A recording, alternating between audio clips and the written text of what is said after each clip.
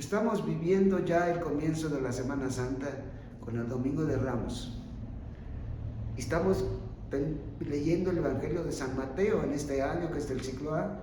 Por lo tanto, vamos a tener la lectura de la pasión del Evangelio de San Mateo en este domingo. Y es importante que entendamos pues que todo el Evangelio de la Pasión es bastante extensa. Entonces, cuando estamos, digamos, para la homilía, los que celebramos la misa, nos vemos obligados pues a recalcar algunas partes que consideremos importantes. También está la lectura del Evangelio de Mateo de la entrada del Señor, de lo que llamamos el Domingo de Ramos. Haremos un comentario durante el comentario que quiero hacer en torno a San Mateo. Como les digo, tengo que tomar solo algunas partes. En el comienzo de su Evangelio, San Mateo pone a José recibiendo de parte del Señor unas palabras para que él reciba a María, su esposa, que ha concebido un hijo por obra del Espíritu Santo, que es nuestro Señor Jesucristo, y él no sabe y decide repudiarla en secreto. Pero esa noche un ángel del Señor le viene a decir: no temas recibir a tu esposa, porque el niño que va a nacer de ella fue concebido por obra del Espíritu Santo. Entonces, ahora, en la pasión de San Mateo, también hay un aviso de parte de Dios, pero es a la esposa de Poncio Pilato, a quien Dios le habla en sueños y le dice algo que la señora, cuando Pilato empieza a juzgar a Jesús, le dice: cuidado con ese hombre, esta noche yo he sufrido bastante porque él es un hombre justo. Y eso sí le condiciona a Pilato, es decir, lo lleva a entender esto. Entonces, en el momento en que Pilato está en el juicio de Jesús, pues va a intervenir este aspecto de que él a Jesús lo toma como un hombre justo. Y entonces, como él intentaba defender a Jesús y no había podido, entonces les dice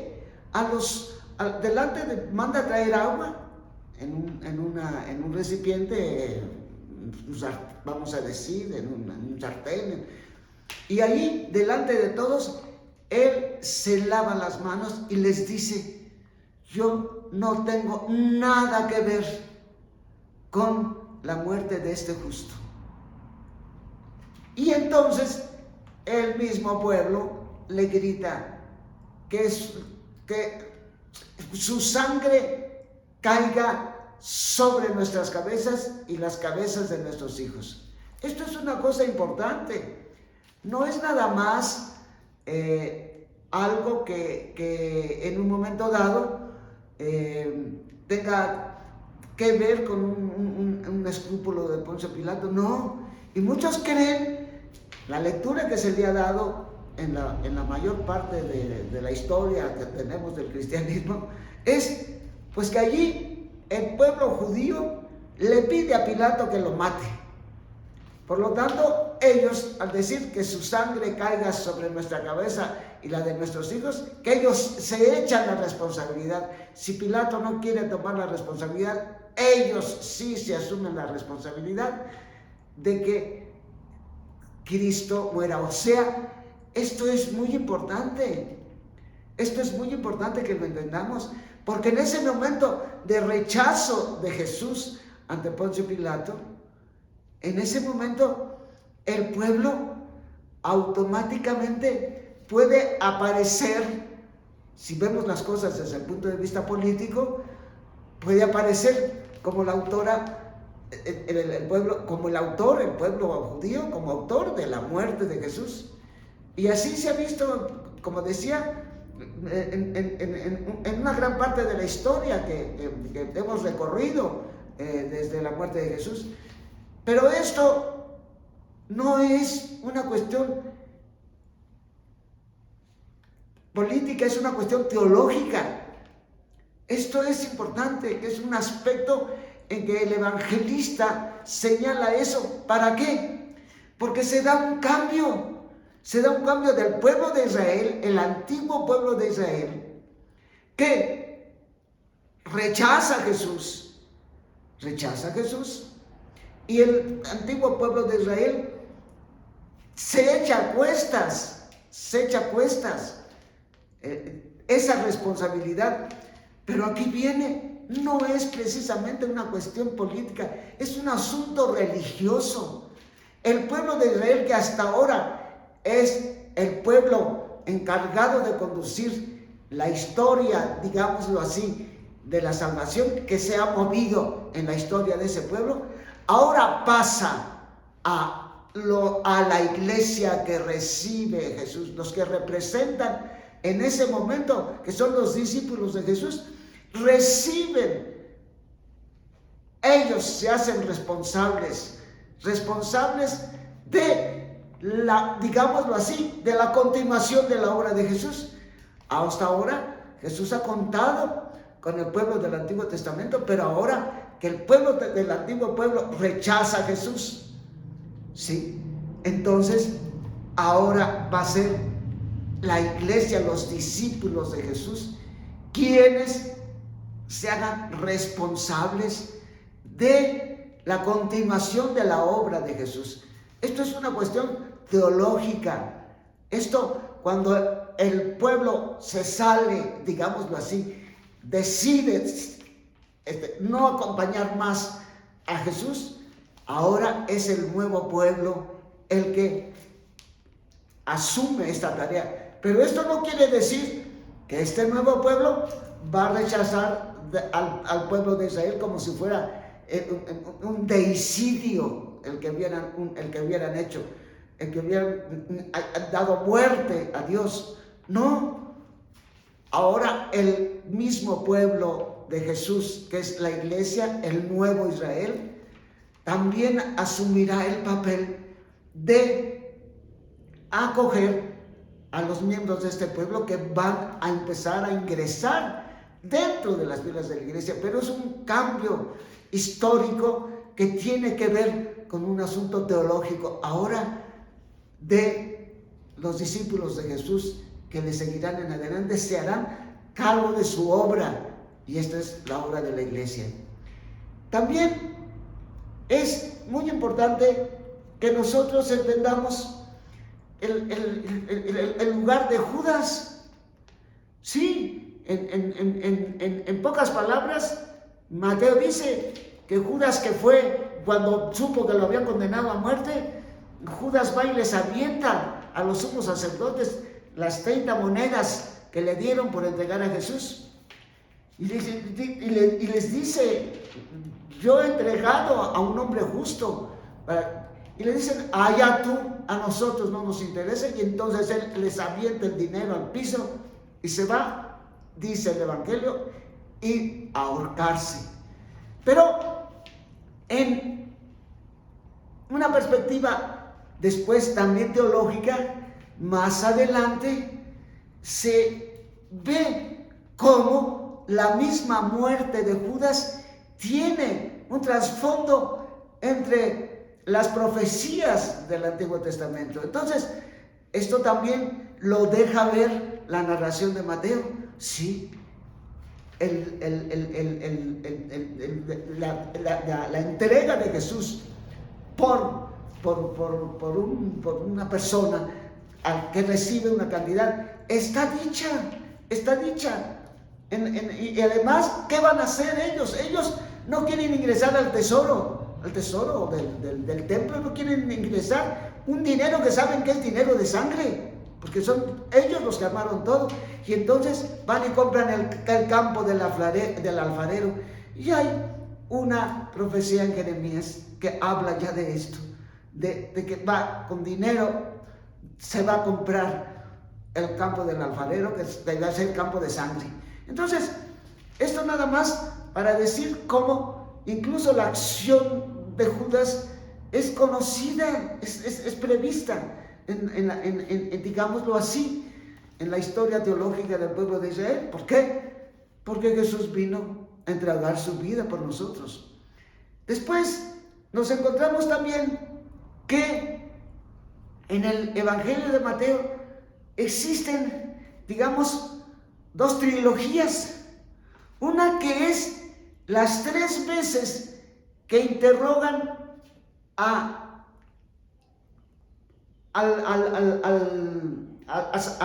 San Pedro sobre Jesús, 3 veces ahí en la casa del sumo sacerdote, y las 3 veces lo niega Pedro, como se lo había anunciado Jesús.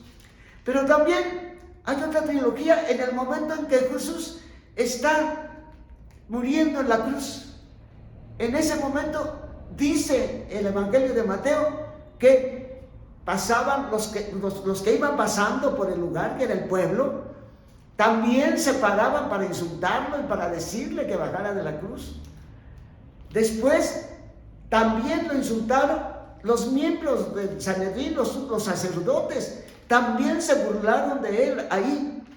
Y la tercera burla que sufrió Jesús, dice Mateo, que la recibió de los 2 que estaban muriendo con él, pero después completa ese dato de uno de sus personajes, ya Lucas, que dice que ese hombre se arrepiente viendo la manera como Jesús está muriendo y se conmueve, y entonces voltea a verlo y le dice: acuérdate de mí cuando estés en tu reino.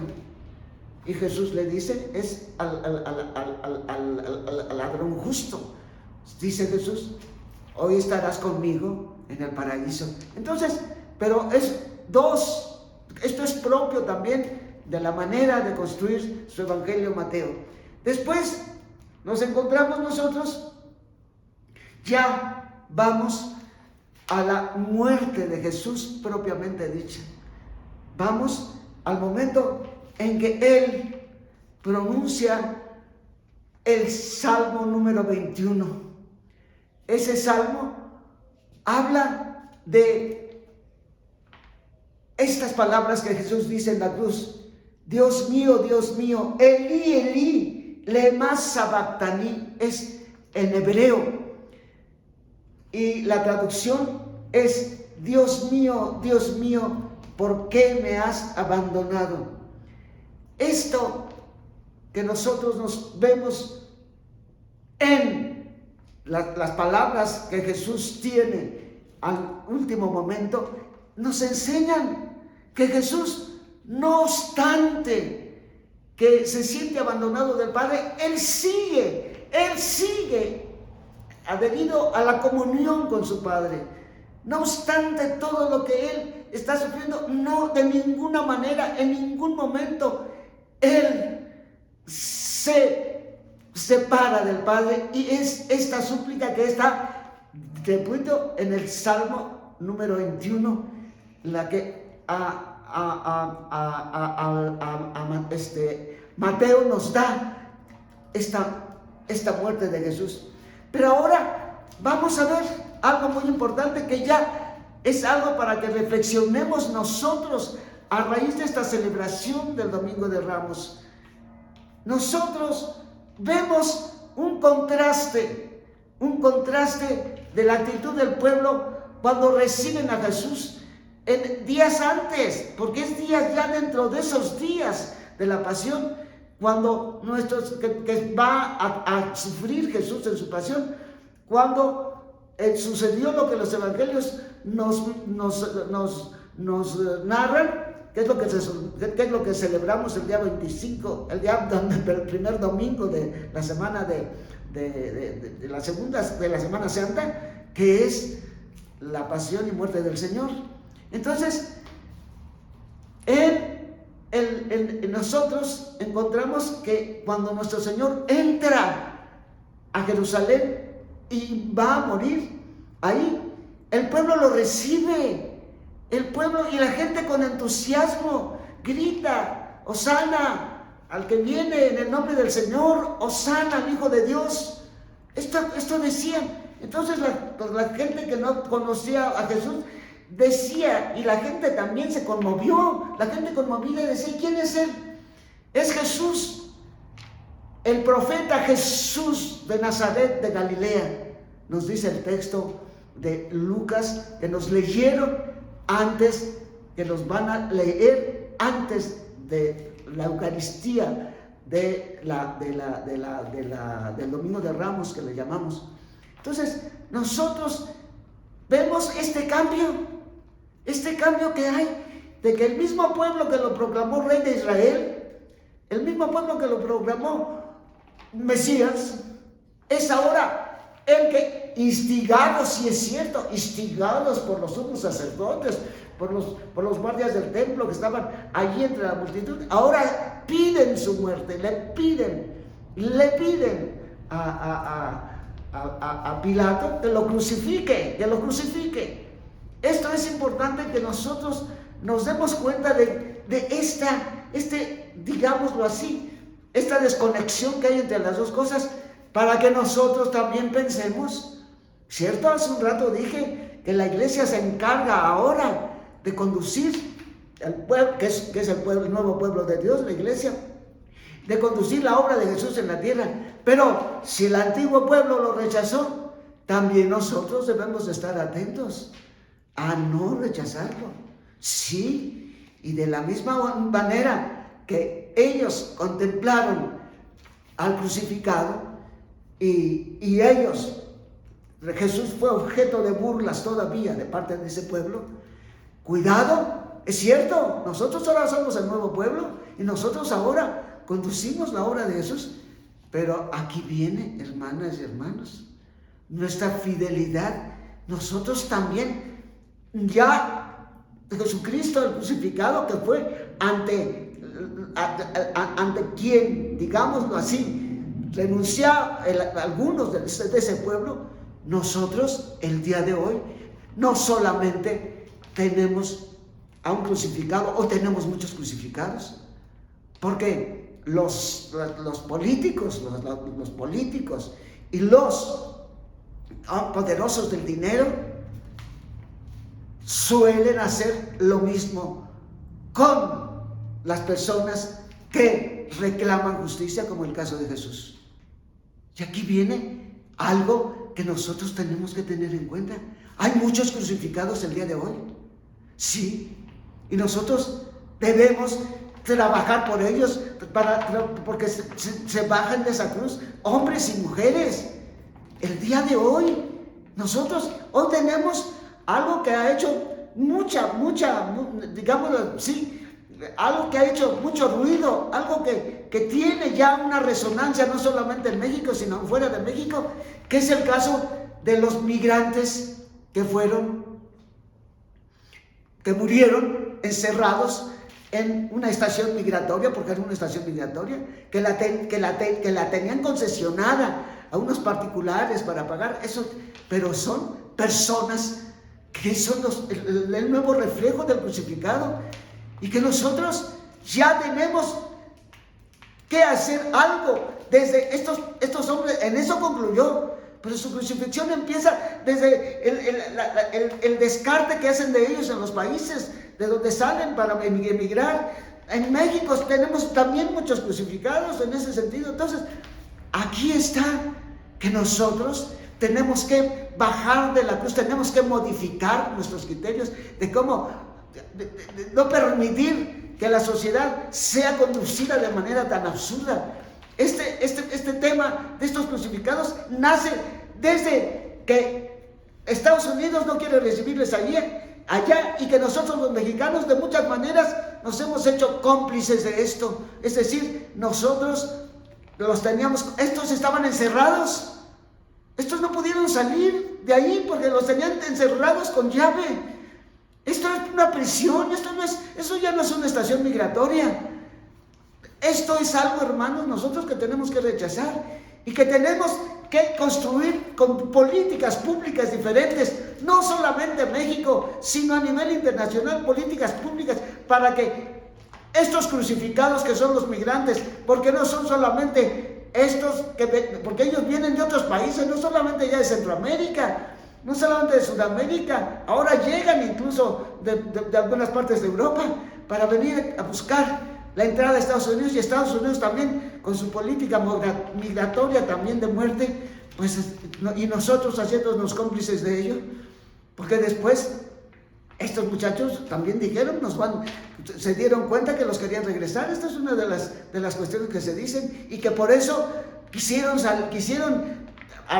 fue una cosa muy imprudente, sí, fue una cosa muy imprudente, que a alguien se le ocurrió prender unos colchones para que lo sacaran, pero eso que ni qué, pero si estaban en una situación desesperada, esto se entiende. Entonces, hermanas y hermanos, tenemos que ver que alrededor de nosotros hay muchas crucificadas mujeres y muchos crucificados varones en aras de la comodidad que algunos tienen de estar ganando mucho dinero con estas situaciones injustas por las que pasa tanta gente, de las que estas víctimas que tienen que emigrar de su país, y nosotros también que les cerramos las puertas. El mundo debe ser construido de otra manera, y tenemos que ayudarnos a entender que cerca de nosotros hay muchas crucificadas y muchos crucificados, hermanos y hermanos. Así que esta sea nuestra conversión en este principio de la Semana Santa. Yo les saludo con mucho cariño, y nos veremos a lo mejor antes del domingo por algún mensaje que en los días santos tengamos en las liturgias que vamos a celebrar en pocos días más.